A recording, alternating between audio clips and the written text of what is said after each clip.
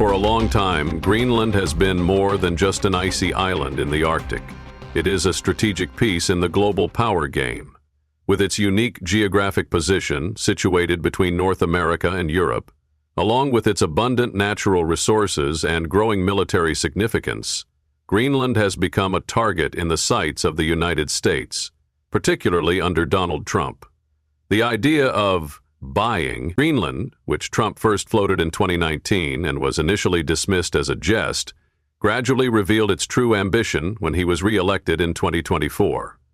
Amid fierce competition with Russia and China in the Arctic region, coupled with the waning influence of the U.S. within NATO, securing control over Greenland seemed like a logical move, at least on paper. JD Vance, as vice president and one of Trump's most loyal allies, may have seen this trip as an opportunity to bolster that strategy. Reports suggesting he intended to discuss military cooperation with local officials, albeit unofficially, fueled suspicions that this was not merely a family visit, but a disguised diplomatic endeavor. However, this gambit was flawed from the start.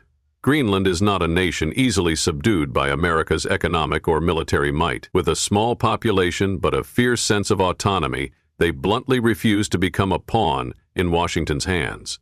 A clear message that not everything in this world can be bought, not even with tariffs or political pressure. To understand why Greenlanders reacted so vehemently, we must delve into their historical and psychological context. As an autonomous territory of Denmark, Greenland has endured centuries of external influence, from European colonialism to the U.S. military presence during World War II. Today, they stand on the brink of full independence, a dream that many indigenous people, particularly the Inuit who make up the majority of the population, have fought for over decades. Against this backdrop, the arrival of JD and Usha Vance, even under the guise of a cultural visit, was perceived as a threat to their fragile sovereignty. Tupluk Travel, the tourism company that rescinded its invitation, didn't just reflect the discontent of a single business. It echoed the collective voice of the community. "We don't want to be part of a press spectacle," they wrote on Facebook, hinting that the trip could be exploited by the Trump administration to propagandize a success in wooing Greenland. The locals, who had previously witnessed bizarre actions from Donald Trump Jr. and Charlie Kirk during an earlier visit, such as attempting to stage a MAGA event with homeless individuals, seemed to have run out of patience with America's repeated attempts to impose its influence on their island. Rejecting the Vance family was not just a political act, but a cultural declaration. Greenland is not a playground for foreign ambitions. The failure of the Greenland trip is not merely a blemish on the Trump administration's diplomatic map. It's a lens through which we can see the tensions and instability within America's leadership in 2025. At the heart of this story is JD Vance, the rising vice president who swiftly ascended to the heights of power following Trump's resounding victory in the 2024 election. From a humble Ohio senator and the author of Hillbilly Elegy, Vance transformed himself into a symbol of the white working class, a voting bloc Trump relied on to solidify his authority. His unwavering loyalty to Trump, combined with his ability to connect with Americans who felt abandoned by the elite, made Vance an ideal pick for vice president. Yet, after the Greenland debacle, questions arise not only about Vance's competence, but also about his true standing in an administration dominated by Donald Trump's authoritarian leadership style. To many observers, JD Vance's role within the Trump administration has never been entirely clear. Trump, with his controlling nature and self-centered leadership approach, tends to assign even his closest aides tasks that are more symbolic than substantive, and the Greenland trip seems a textbook case of this pattern. Rather than being entrusted with a specific diplomatic mission backed by thorough preparation from the State Department or senior advisors, Vance appears to have thrust himself into a situation that not everyone in Trump's circle fully endorsed. His decision to join Usha on the trip, despite early signs of Greenland's reluctance, may have been a personal bid to prove his worth, not just to Trump, but also to the millions of MAGA voters who crave grand international triumphs to reinforce their faith in the Make America Great Again mantra. But this move did not only reflect Vance's personal ambitions. It also exposed the underlying fractures within the Trump administration, a machine already divided by conflicting ideologies and interests. On one hand, there are the hawks, advisors and officials who support Trump's hardline, aggressive approach to foreign policy. They may have viewed the Greenland trip as an opportunity to send a message to rivals like Russia and China, while reinforcing America's image as an uncompromising superpower.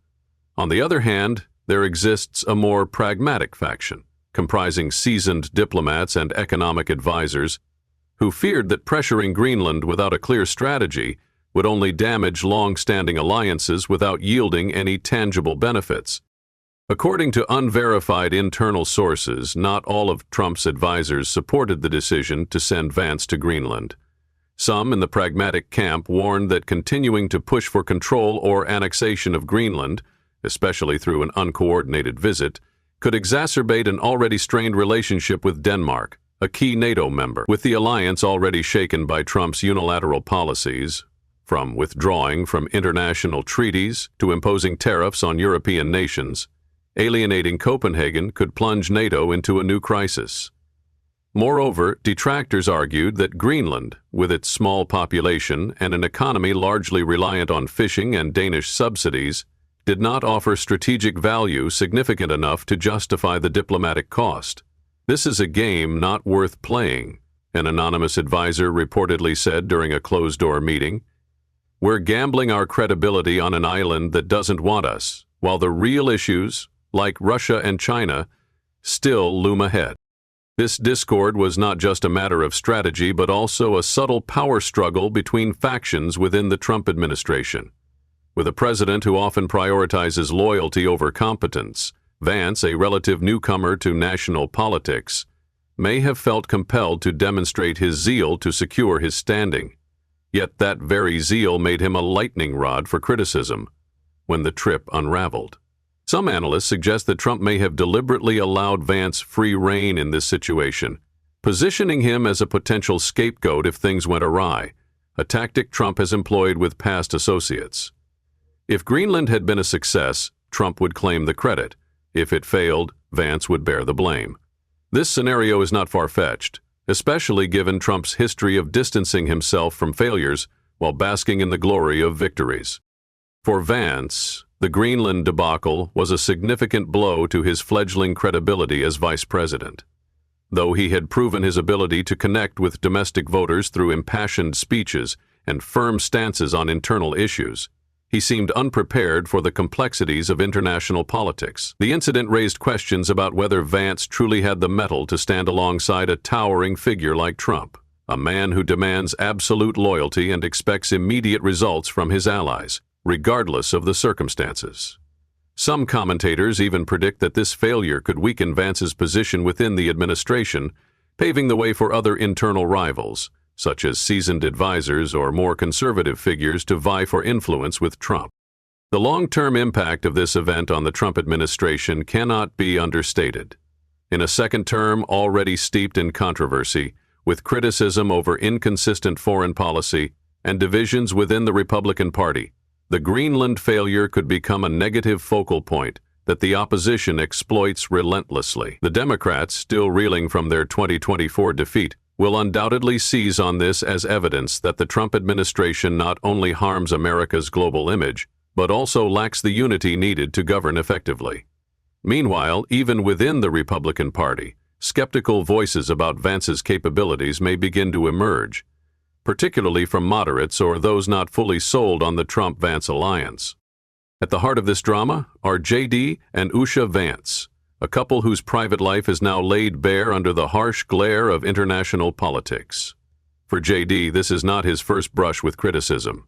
From a man who once publicly criticized Trump before becoming his ally, Vance's journey has always been marked by controversial turns. But this time, his decision to join his wife's trip seems to have crossed a line, thrusting the entire family into a situation beyond his control. Usha, meanwhile, appears to be an unwilling victim in this saga. An intelligent and independent woman, she had previously shied away from the political limelight her husband chased.